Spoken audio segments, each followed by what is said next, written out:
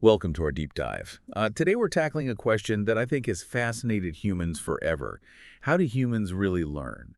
And we've got a really interesting mix of sources to dig into. We've got scientific papers, of course, but also some really fascinating expert interviews and even some cutting-edge research. I'm talking about ultrasound and brain waves. It's going to be a wild ride. It really is amazing to think that for centuries, philosophers and educators have pondered how we learn.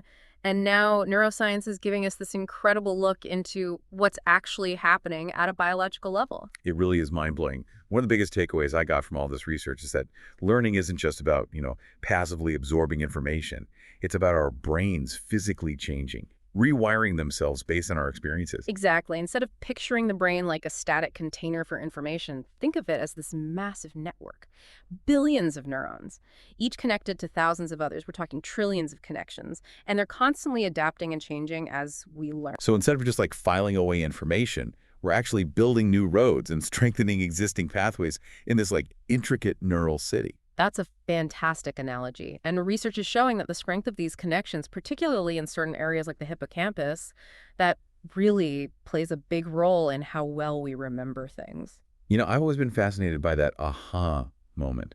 When you finally grasp a new concept, does neuroscience have anything to say about what's going on in our brains during those moments? Absolutely. It's not just a feeling, it's an actual change in our neural circuitry. Remember that concept. Cells that fire together wire together. Hmm. When we get a new concept, those neural connections involved in understanding it, they fire at the same time. And that strengthens their connection. And this process of strengthening those connections, that's where dopamine, the brain's reward chemical, comes in, right? Precisely. Studies are showing that dopamine isn't just making us feel good when we learn something new, it's also acting as a signal to reinforce those neural pathways associated with what we're learning. It's making it more likely that we'll remember it later. So it's like this positive feedback loop. The more we learn and understand, the more dopamine gets released and the stronger those connections become. Exactly. And this has big implications for how we approach learning. If we can create environments that really stimulate curiosity and give people a sense of accomplishment, then we can really harness the power of dopamine to enhance learning. It's not just about passively absorbing information, it's about actively engaging with it in a way that sparks those aha moments and keeps those dopamine levels high. This makes me think about all those quizzes and articles that claim to identify your learning style, visual, auditory, kinesthetic, and so on. Is there any science behind tailoring teaching to those specific styles? Well, the idea of learning styles is definitely popular, but research hasn't really shown that aligning teaching methods to a specific style actually leads to better learning outcomes. We all have preferences, of course, but our brains are way more adaptable and multifaceted than these categories suggest. So instead of limiting ourselves to one style, it's more about engaging multiple senses and approaches to create a richer learning experience. Exactly. Think about learning a new language. It's not just about seeing the words or hearing them spoken. It's about practicing pronunciation writing, maybe even immersing yourself in the culture where that language is spoken. Engaging multiple senses and strategies creates a much more robust and adaptable understanding. One of the most fascinating things I came across in our research was the power of guessing in learning. It seems counterintuitive, but studies suggest that trying to answer a question before you know the answer, it can actually help you remember it better later. How does that work? It's really interesting. When we make a guess, even if it's wrong, we're still activating related concepts and pathways in our brains. It's like preparing them for the correct information. Researchers call this semantic activation.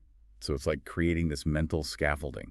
Even if the initial structure isn't perfect, it gives you a framework to integrate the right information later on. That's a great way to put it.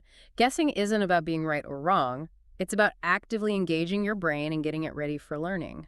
It encourages us to make connections, form hypotheses, and that strengthens our understanding even when we have to revise our initial guesses. This all just highlights how dynamic learning really is. It's not about passively taking in information. It's about interacting with it, building connections, and even accepting mistakes as part of the process. Absolutely. And as we dive deeper into the research, we'll uncover even more fascinating insights into the neuroscience of learning. We'll talk about the intricacies of memory and forgetting, and even the influence of technology on our brains. I can't wait. So we've seen how actively engaging with information, like making guesses, can really boost learning. But now let's talk about another crucial aspect, how our brains actually store and retrieve information, a process that involves both remembering and forgetting. Yeah, I've always been curious about the role of forgetting in learning. It almost seems counterproductive, right? But our research suggests it's actually vital for a healthy brain. How can forgetting possibly help us learn? That's a great question, and it highlights a really common misconception about memory. We tend to think of forgetting as a failure, like losing a file on your computer. But forgetting is more like decluttering. It's like cleaning up a messy room. It helps us prioritize the important stuff and get rid of mental clutter. And that makes our cognitive processes more efficient. So instead of being a weakness, forgetting actually helps our brains work better. Exactly. Imagine trying to find a specific book in a library with millions of volumes all jumbled together. It would be almost impossible. Forgetting helps us organize that massive mental library. It makes it easier to find the information we need when we need it. That makes a lot of sense. But how does our brain choose what to remember and what to forget? Is there some method to this mental decluttering? Definitely. Our brains have developed these really complex mechanisms for managing information, and these processes are closely linked to the different types of memory we have.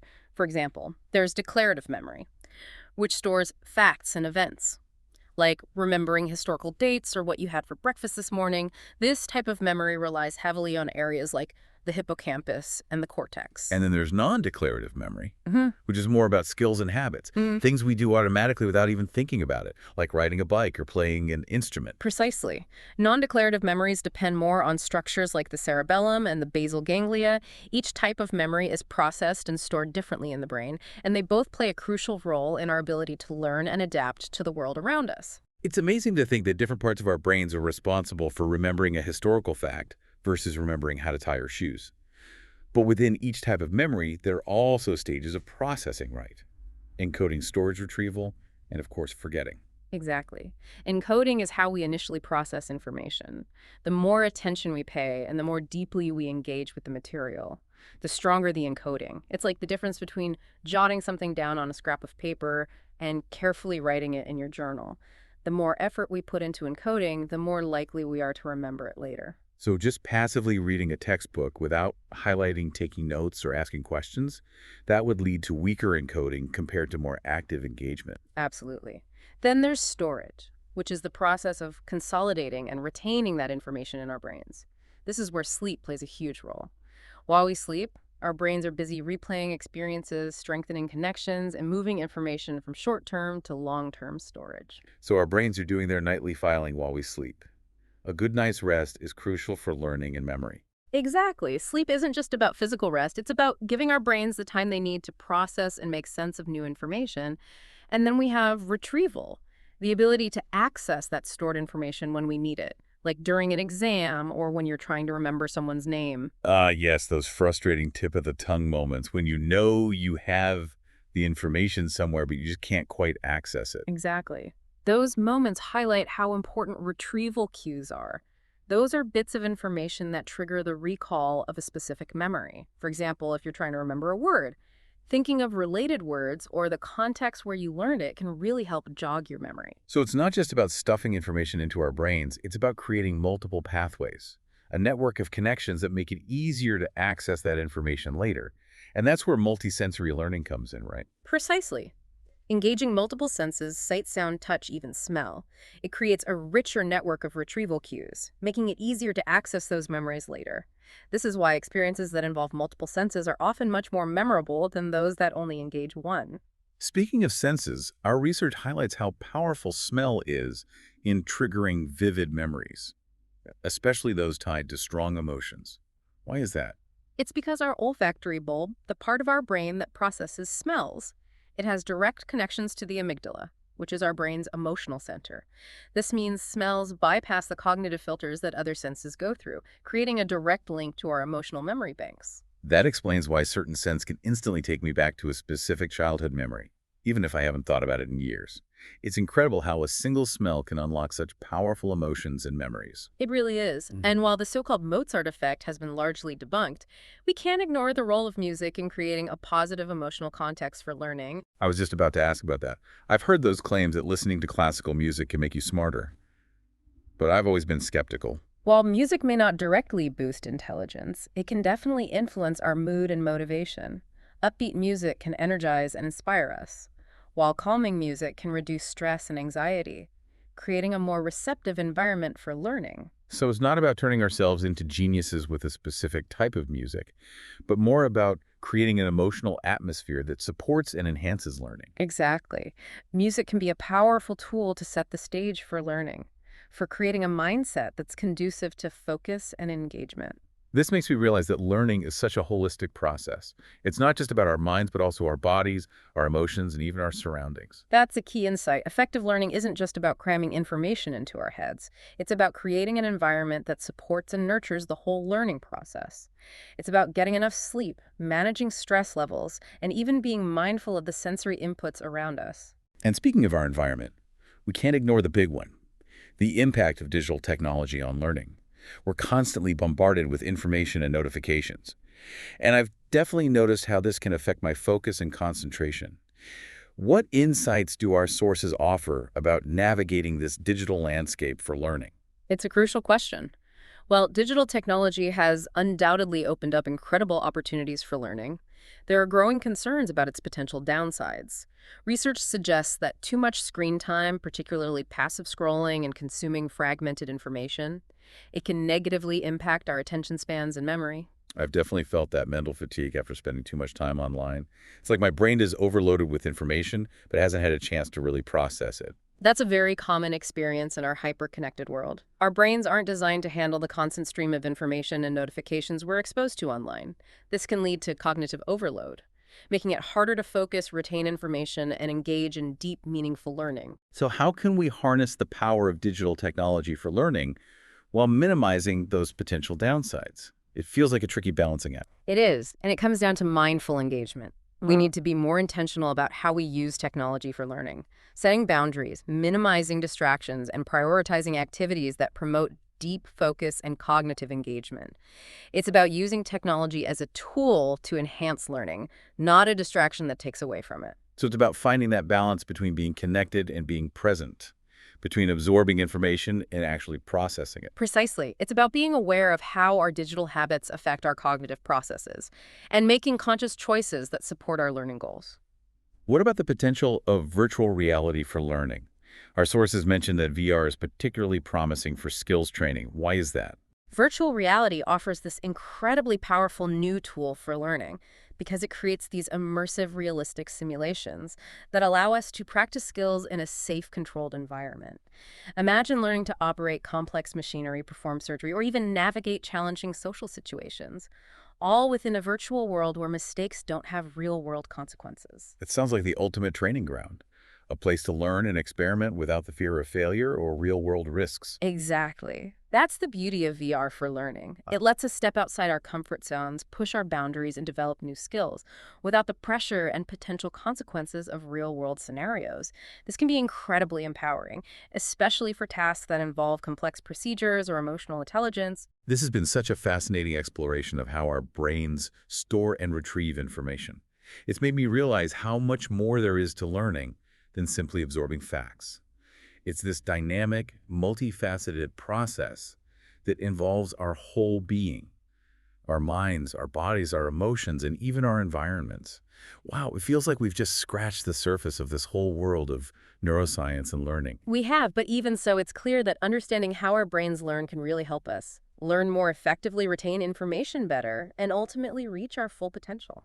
It's amazing to think about the implications of this research, not just for individual learning, but for how we design educational systems, training programs, even workplaces. Absolutely. If we can create environments that really align with how our brains naturally learn, we could completely revolutionize education and professional development.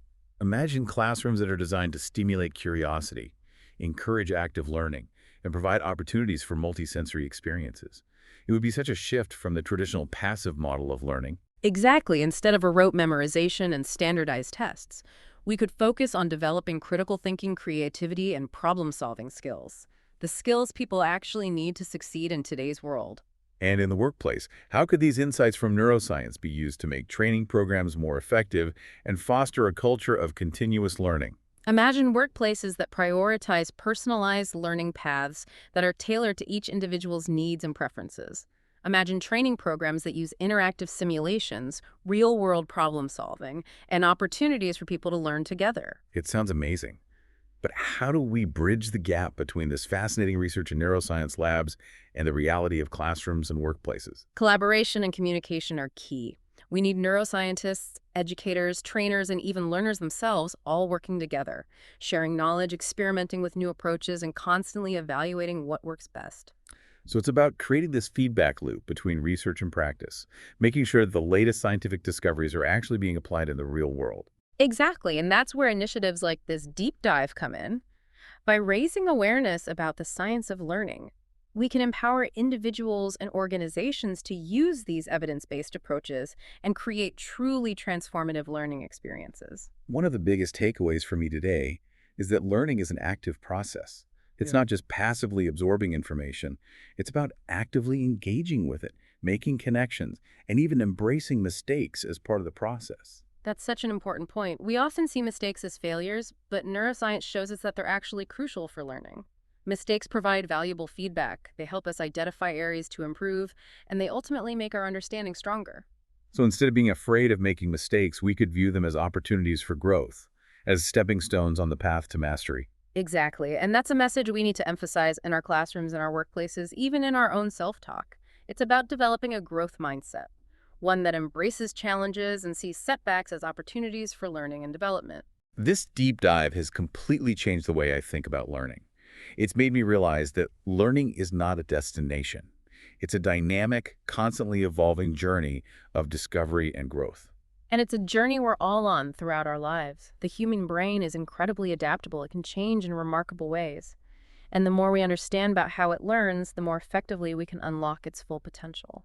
I'm leaving this conversation feeling inspired and empowered to continue my own learning journey, to be more mindful of my cognitive habits, to embrace challenges, and to approach learning with a sense of curiosity and joy.